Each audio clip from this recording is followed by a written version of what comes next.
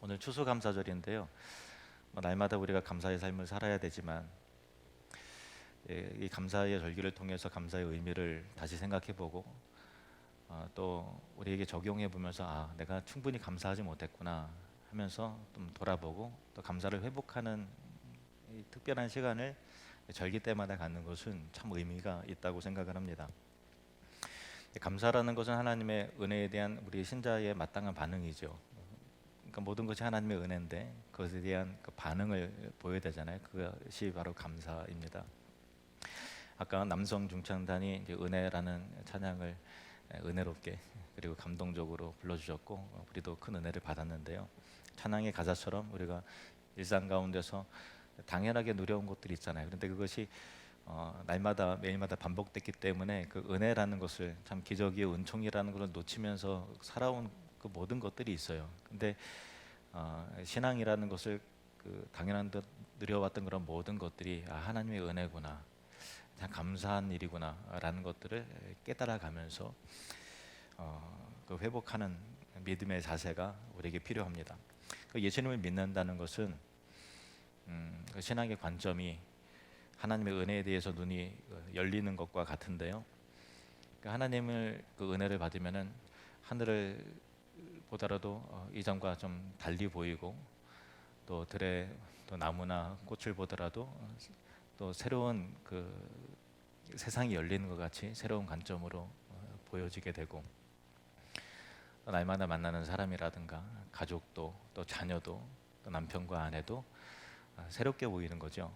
그리고 우리의 지나온 삶의 발자취도 새롭게 해석이 되어지고 하나님의 사랑의 관점으로 보여지고 또 인생의 목적과 의미도 달라져가는 그야말로 만물이 그 새롭게 되는 은혜가 우리 신자 가운데 거듭난 자녀들에게 형성되어지는데 그런 은혜 속에서 우리가 가장 깊게 또 가장 중요하게 변화되고 또 품어야 될 것이 바로 감사라는 것입니다. 어떤 사람은 찬양의 가사처럼 이 장미에 왜 가시가 있냐 하면서 이게 불평하는 사람도 있는가 반면에 가시인데도 장미가 있네 하면서 감사하는 사람이 있잖아요. 또 물에 컵에 반컵의 물을 보면서도 반밖에 안 남았네 하고 투덜거리는 사람이 있는가 반면에 아직도 반이나 남았네 하면서 또 기뻐하고 감사하는 사람이 있죠. 같은 거를 보더라도 관점에 따라서 참 행복한 삶을 살기도 하고 똑같은 것인지만 해석이 달라져서 스스로 이게 그 불행한 삶을 사는 사람도 많이 있습니다. 종교개혁자 존 칼빈은 여러 기도 가운데 감사 기도가 가장 그 위력 있는 기도다 이렇게 말했습니다. 감사의 기도. 그리고 그 시대의 또 종교개혁자인 마틴 루터도 마귀에게는 감사가 없다. 감사는 하나님께 속한 것이요 불평은 마귀에게 속한 것이다 이렇게 말했습니다. 그리고 영국의 위대한 설교자, 설교의 황태자라고 불리는 찰스 스퍼전 목사님도 하나님께는 우리가 촛불을 보고서 감사하면 전등불을 주시고 전등불에 감사하는 사람에게는 달빛을 주시고 또 달빛에 대해서 감사하면 햇빛을 주시고 햇빛에 대해서 감사하면 천국의 영원한 빛을 주신다, 천국을 주신다라고 말했습니다. 우찌무라 간조는 이렇게 말했습니다. 아무리 훌륭한 행동을 한다 하더라도 하나님을 향한 감사의 마음이 없다면 생명력 있는 신앙생활을 할 수 없다 이렇게 말했어요. 정말 보기에 덕을 끼치고 또 말도 교양이 있고 또 한다 할지라도 훌륭한 어떤 그 생활을 한다 하더라도 마음 가운데 이 하나님의 은혜라고 하는 감각이 없어요. 감사가 없으면 그러면 훌륭한 그 생활과 행동 이면에는 그 교만이 도사리고 있는 거잖아요. 교만한 자에게 생명력 있는 신앙생활이라는 게 있을 수가 없죠. 우리는 늘 감사의 마음을 다 하나님의 은혜다라고 하는 감사의 마음이 항상 있어야 됩니다. 헬렌 켈러는 이렇게 말했습니다. 나의 역경에 대해서 감사한다. 역경 때문에 나 자신 그리고 나의 일, 나의 하나님을 발견했기 때문이다 이렇게 말했습니다. 그리고 영적인 건강의 척도는 감사와 더 같죠. 그래서 내가 영적으로 병들었나 아니면 건강한 나에게 보려면 뭘 보면 되는가 하면 내 안에 감사가 있는가 아니면 원망과 불평이 가득한가 하는 것을 보면은 감사가 있으면 영적으로 건강한 것이지만 감사가 없고 요즘에 불평이 많고 짜증이 많으면 영적으로 병들어서 그런 것이죠. 하나님의 은혜는 동일하지만 그 은혜를 우리가 잊고 망각하는 삶을 살고 있다라는 반증인 거예요. 그래서 사도 바울은 말세의 사람들, 육체의 사람들이 갖는 그 특징 가운데 하나가 그 감사하지 않는 것이다라고 말했습니다.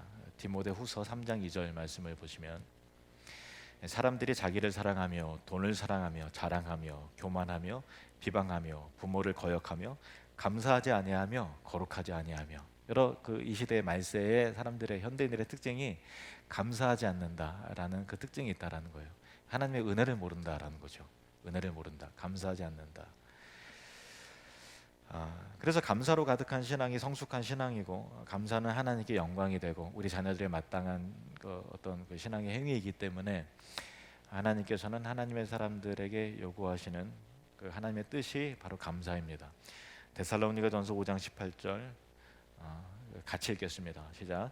범사에 감사하라. 이것이 그리스도 예수 안에서 너희를 향하신 하나님의 뜻이니라. 아멘.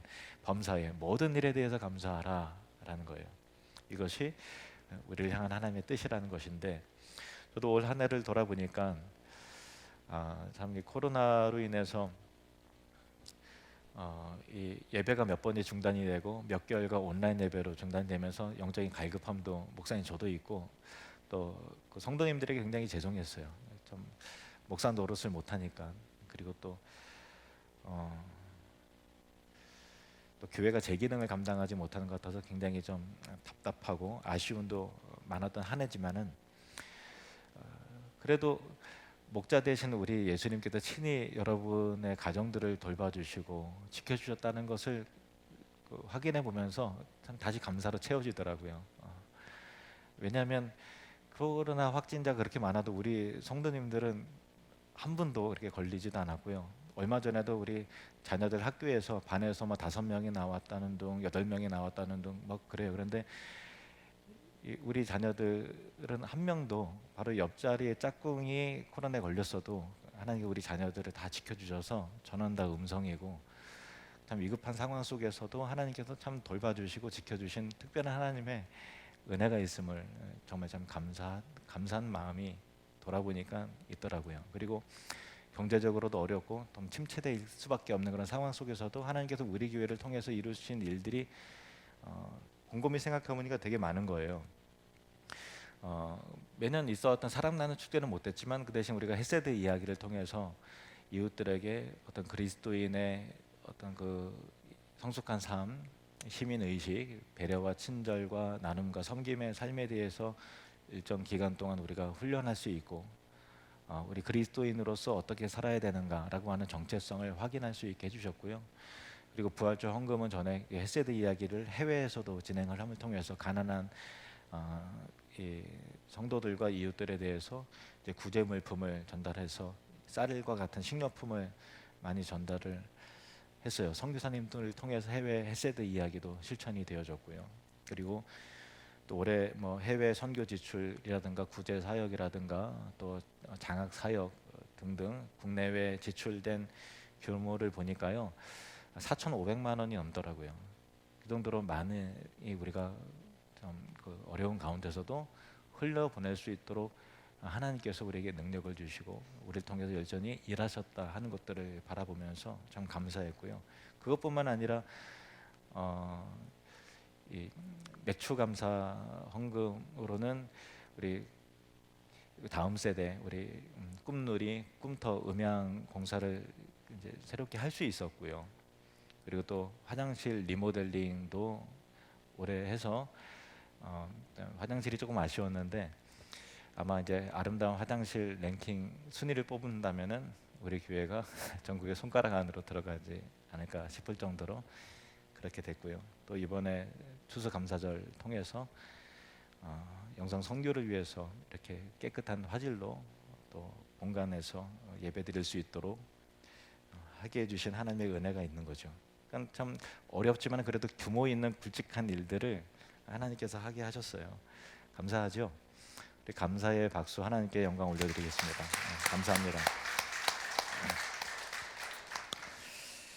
저도 이게 화질이 이게 좋으니까요. 제가 더 잘생겨 보이네요. 오늘 말씀은 바울이 갈라디아 지역에 있는 비시디아 안디옥에 있는 유대인 회당에 들어가서 전한 복음인데요. 바울은 하나님이 이 구원의 말씀을 우리에게 보내셨다 이렇게 말합니다. 구원의 말씀을 우리에게 보내주셨다. 이것이 저는 추수감사절이니까 감사의 관점으로 이 본문을 좀 우리가 살펴보려고 하는데요. 구원의 말씀이라는 것은 예수 그리스도에 대한 모든 것을 말하는 거예요. 이 땅에 오신 예수님도 하나님의 말씀으로서 육신을 입고 이 땅에 오신 말씀이신 그리스도시고요. 그리고 하나님께서 우리를 구원하시기 위한 계시의 완성으로 오셨기 때문에 구원의 말씀이시죠.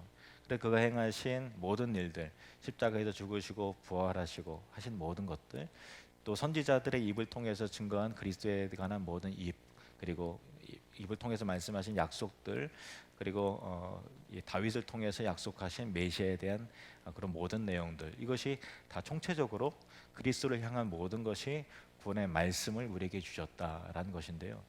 저는 이것이 우리의 여러 가지 감사의 내용 가운데 가장 굵고 가장 핵심적인 감사여야 된다고 이렇게 믿습니다. 하나님께 받는 많은 은혜가 있지만 가장 큰 은혜는 바로 구원의 은혜이기 때문에 그렇습니다. 그래서 신자에게 있어서 가장 큰 감사의 제목은 바로 구원이라는 것인데, 그러면 당연한 얘기지만 그래도 질문을 한다면 왜 구원이 가장 큰 감사가 되어야 되는가라는 좀 본질적인 질문을 좀 하려고 합니다. 구원이 가장 큰 감사가 되어야 하는가를 알기 위해서는 구원이 먼저 무엇인가를 알아야 되는데, 구원이 뭡니까? 라고 여러분에게 물으신다면 여러분은 다 구원 받았음을 알고 구원에 확신이 있으시잖아요. 그러면 내가 받은 구원이 뭐다라는 것을 일목요연하게 말씀하실 수 있어야 돼요. 정리되어 있어야 되거든요. 그 정리는 세 가지 질문을 통해서 이루어지게 됐는데, 첫 번째는 무엇으로부터 구원받았는가라는 거예요. 구원받았다는 건 건짐을 받은 거잖아요. 어디로부터?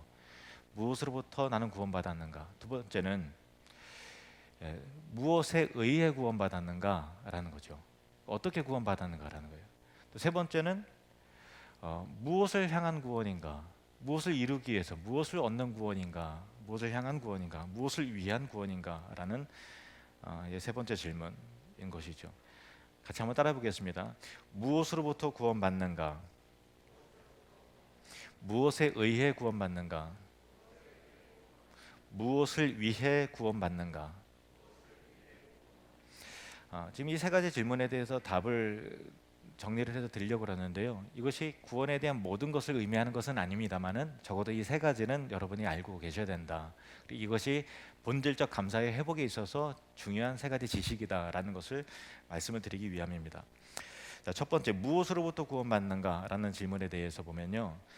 여러분, 구약 성경 스바냐서 보면은 굉장히 등골이 오싹할 정도로 무섭고 불길하고 두려운 구절들이 굉장히 많아요.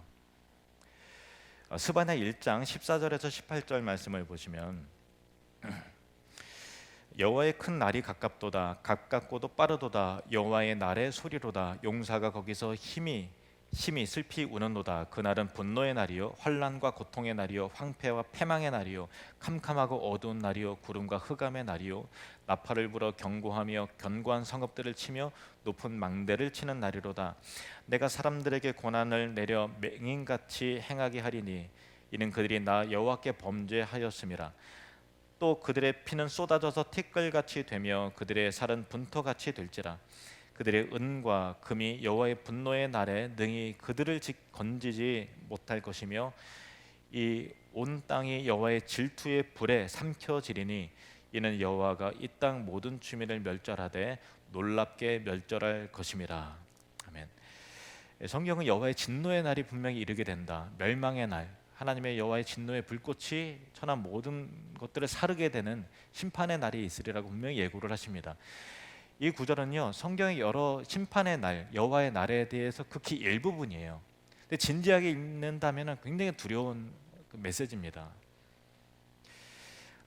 구원이 왜 구원인가, 복음이 왜 복음인가라는 것을 알기 위해서는 죄인에 대한 하나님의 진노와 그 심판이 얼마나 두렵고 큰 것인가를 알아야만 이 구원의 감사가 회복이 되는 거죠. 구원이 왜 가장 큰 감사가 되어야 하는가 하면은 이 진노의 날로부터 하나님의 맹렬한 심판으로부터 우리를 건지신다, 구원받는다, 너는 제외가 된다라고 하는 메시지이기 때문에 구원이 가장 큰 감사이어야 한다는 것입니다.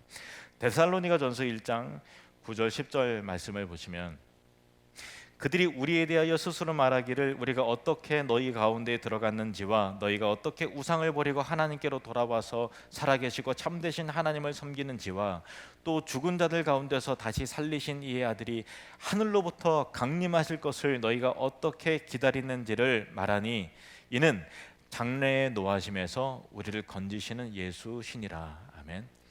이는 뭐라고요? 어디서부터? 장래의 노하심에서 우리를 건지신다. 이게 바로 구원이라는 거예요. 장래에 임할 두렵고 긴급한 심판과 이 불붙은 하나님의 진노, 지옥의 형벌로부터 우리를 건지시는 이가 예수 그리스도시다. 그래서 구원을 우리는 감사하고 기뻐해야 하는 것입니다. 여러분, 예수님을 믿어도요, 코로나에 걸리거나 또 병들어 신음하고 또 질병의 고통 속에서 인생을 보낼 수도 있습니다. 예수님을 믿어도 갑작스러운 그 교통사고라든가 또 어려운 일들을 겪을 수 있죠. 그리고 예수님을 믿어도 관계 속에서 누군가로 인해서 정말 마음의 상처와 괴로움을 당할 수 있고 관계의 어려움과 갈등도 겪을 수 있습니다. 성경은 우리에게 구원의 본질을 설명하시면서 코로나로부터 지켜주신다고 말씀하지 않으셨습니다. 질병과 사고로부터, 전쟁으로부터 구원하신다고 말씀하지 않으셨습니다. 억울한 일로부터 구원하신다고 하지 않으셨습니다. 물론 하나님의 이러한 재난과 어려움부터 당신의 자녀들을 또 지켜주시고 보호하시고 인도해 주시는 또 하나님이기도 합니다. 그러나 이 땅에 살면서 여전히 우리는 경험하는 바와 같이 고통을 겪기도 하고 억울하고 답답한 일도 겪고 또 경제적인 어려움에 봉착하기도 하지 않습니까? 그것도 현실입니다. 우리도 전염병에 걸리기도 하고 또 허리가 끊어질 듯이 아프기도 하고 또 신장 투석을 해야 되는 일도 생길 수 있고 당 조절 때문에 어려움을 겪을 수 있다는 것입니다. 그럼에도 불구하고 우리가 어떤 상황에서도 감사할 수 있어야 하는 근본적인 이유는 우리가 구원받은 자녀라는 거예요. 구원이라는 것은 장래에 임할 하나님의 진노와 심판으로부터 지옥의 형벌로부터 건짐을 받는 것이기에 그렇습니다. 우리가 구원을 감사해야 되는 이유는 우리가 지옥 가지 않는다는 것만으로도 이 땅에 어떤 고난과 어려움이 있어도 그럼에도 불구하고 우리는 나는 지옥 가지 않는다라는 것만으로도 충분히 감사할 수 있는 분명한 이유가 된다는 것입니다. 첫 번째 질문 다시 하겠습니다. 무엇으로부터 우리는 구원을 받습니까? 그 답은 하나님의 진노와 심판으로부터 구원받는다라는 것입니다. 자, 두 번째 질문은 우리는 무엇에 의해 구원받는가라는 것입니다.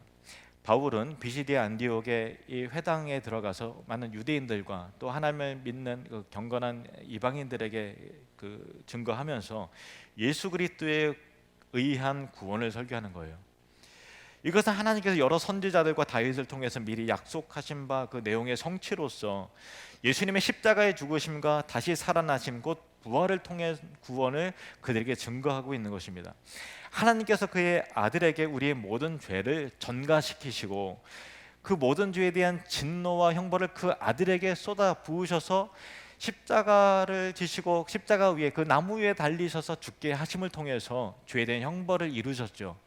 우리에게 쏟아질 하나님의 진노와 심판을 그에게 쏟으심을 통해서 우리를 심판으로부터 제외시키시고 하나님의 공의를 성취하셨다라는 거예요.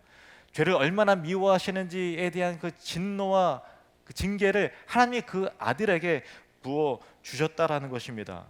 그리고 우리의 영원한 생명을 위해서 그를 다시 살리시사 그 아들을 믿는 자마다 죄를 용서해 주시고 의롭다 여겨 주시는 그 은혜로 우리를 구원하시는 것이죠. 바울은 예수 그리스도를 통한 이 죄 사함과 의롭다 하심의 그 복음의 그 구원에 대해서 지금 증거하고 있는 것입니다. 자, 이어서 38절, 39절 말씀을 보시겠습니다. 38절, 39절. 그러므로 형제들아 너희가 알 것은 이 사람을 힘입어 죄 사함을 너희에게 전하는 이것이며 또 모세의 율법으로 너희가 의롭다 하심을 얻지 못하던 모든 일에도 이 사람을 힘입어 믿는 자마다 의롭다 하심을 얻는 이것이라. 아멘. 모세의 율법으로도 너희가 의롭다 하지를 못했다라는 거예요. 이것이 우리의 한계 아닙니까? 나 예수님 믿고서 변화되어야지, 이제는 정말로 깨끗한 삶을 살 거야 라고 결단하고, 나 그 사람 미워하지 않을 거야, 나는 정직하게 살아야지 라고 하지만 우리 안에 계속해서 죄에 대한 본성과 죄에 자꾸 패배하고 지는 그 절망의 일들이 있잖아요. 그럼에도 불구하고 복음이 우리에게 기쁨인 것은 이 죄에 대한 결과는 너와 아무런 상관이 없다라고 말씀하시는 죄를 용서하시는 하나님의 은혜, 우리가 죄인임에도 불구하고 의롭다 여겨주시는 하나님의 그 칭의의 구원이 우리에게 있다는 것이 우리가 얼마나 우리에게 양심으로 말미암아 자유케 하고 우리에게 안식과 평안을 주는지 모릅니다. 그래서 우리는 구원을 기뻐하고 감사해야 하는 것이죠. 세 번째는 무엇을 위해 구원받는가라는 질문입니다. 우리는 우리의 삶을 분주히 살아가느라 우리의 삶의 목적이 실상 죽음 너머에 있다는 것을 종종 간과할 때가 많아요. 이 땅이 전부인 것처럼 살아간단 말이에요. 우리가 영원한 천국을 믿고 바라보면서도 정말 살아가는 모습을 보면은 이 땅이 전부인 것처럼, 이 물질이 전부인 것처럼 보면서 살아갈 때가 참 많이 있습니다. 우리는 장차 누리게 될 영광과 영원한 삶보다 이 세상이 더 좋은 것처럼 집착에 빠질 때가 많이 있죠. 그러나 바울은 우리의 태도와 사뭇 다릅니다.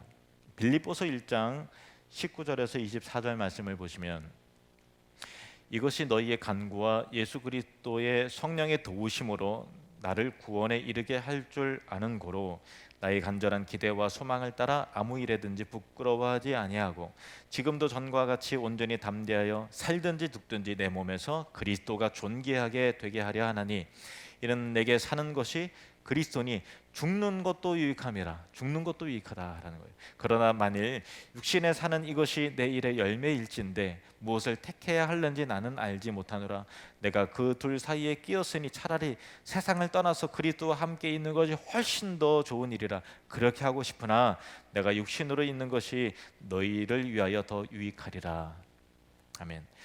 바울은 여기에서 상반된 두 가지 그 욕구에 대해서, 소망에 대해서 언급을 하는데, 그는 이 세상을 떠나고 싶은 열망이 가득했어요. 빨리 이 세상 떠나고 싶다 하는 마음이 간절했어요. 그러나 동시에 이 땅에 있는 이유는 아직 남겨진 사명이 있고 성도들을 돌봐야 되고 영적으로 줄인 이들이 없도록 그 말씀과 은혜로 교회를 세우고 새롭게 해야 될 사명이 있기 때문에 이 세상에 더 머물 수밖에 없다라고 생각한 것입니다.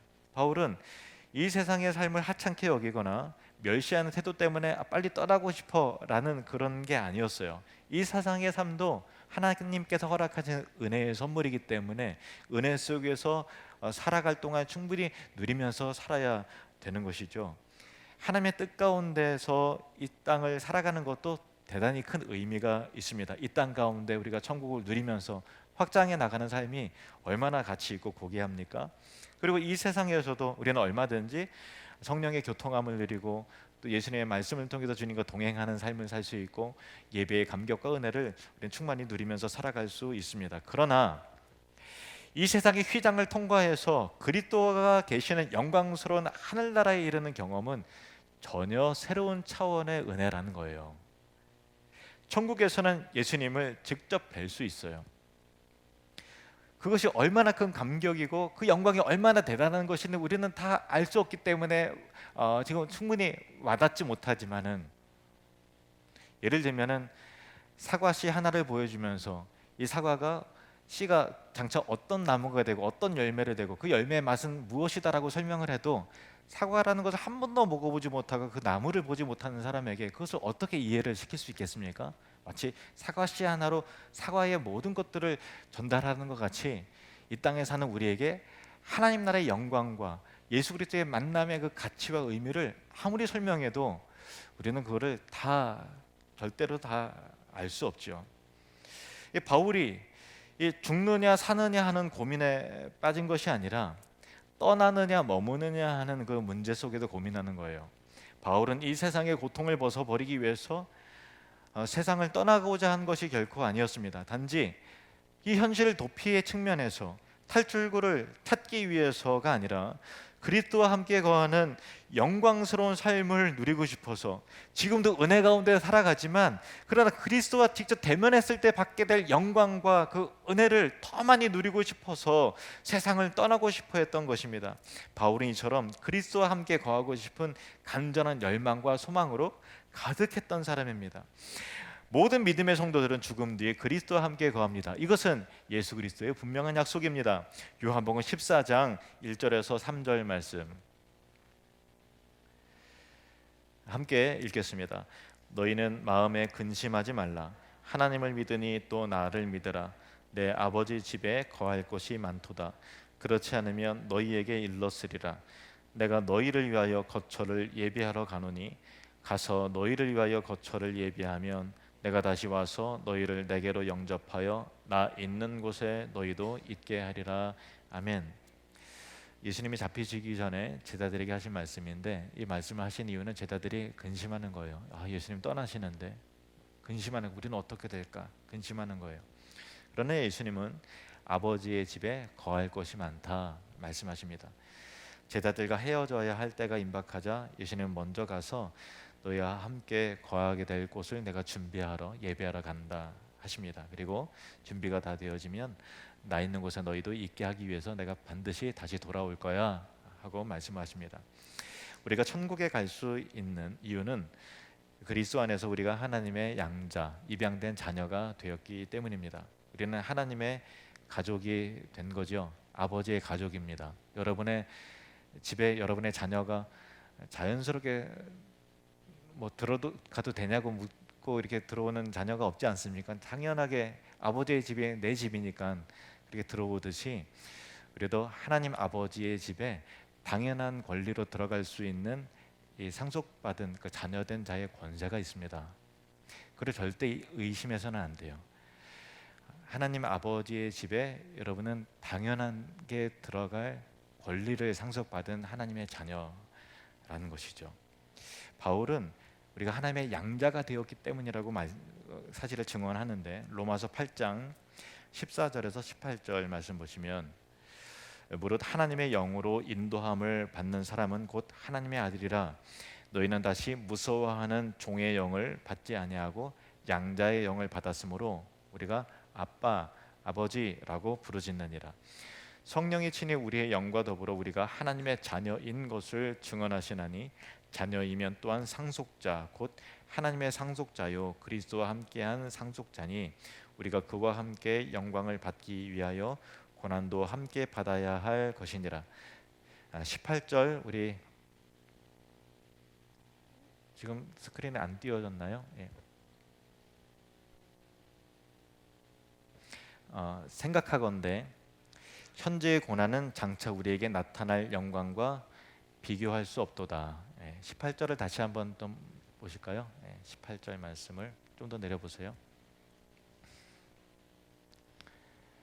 우리 18절을 같이 다시 한번 읽겠습니다. 시작. 생각하건대 현재의 고난은 장차 우리에게 나타날 영광과 비교할 수 없도다. 아멘.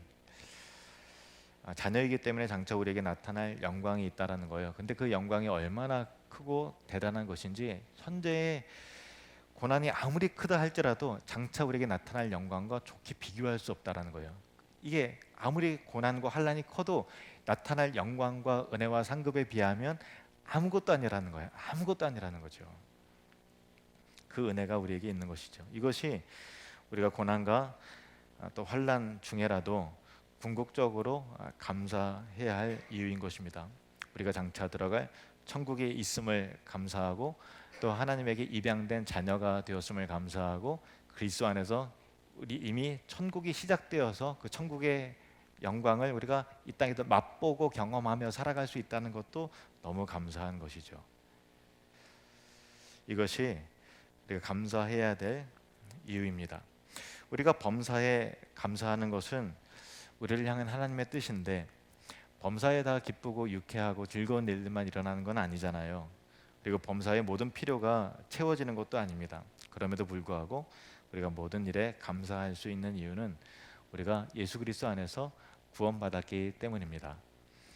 예수님을 믿는 우리는 분명히 하나님의 진노와 심판으로부터 건짐을 받았습니다. 여러분은 지옥과 아무런 상관이 없습니다. 우리에게는 예수님의 십자가와 부활이 있고 이로 인해서 죄 용서함을 받았습니다. 자유함과 마음의 평강과 안식을 누리시길 바랍니다. 의롭다 하심을 얻은 자녀입니다. 그래서 감사하는 마음을 가져야 됩니다. 우리는 하나님의 자녀가 되었기에 이 땅에서 어떤 고난을 받더라도 돌보심을 받고 장차 얻을 영광과 장차 누릴 천국의 기쁨과 좋게 비교할 수 없는 것이죠. 구원은 우리로 범사에 감사할 수 있도록 하는 능력인 것입니다. 기도하시겠습니다.